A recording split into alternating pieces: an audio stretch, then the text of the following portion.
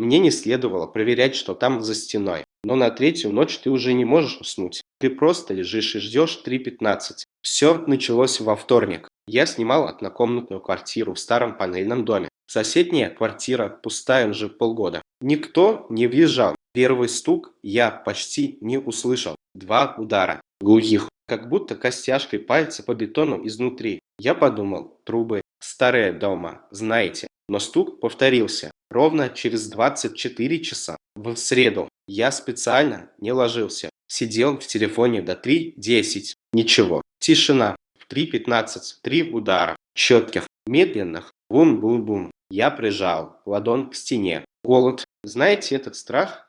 Когда волосы на затылке встают еще до того, как мозг осознал причину. Я прошептал, кто там, и мне ответили.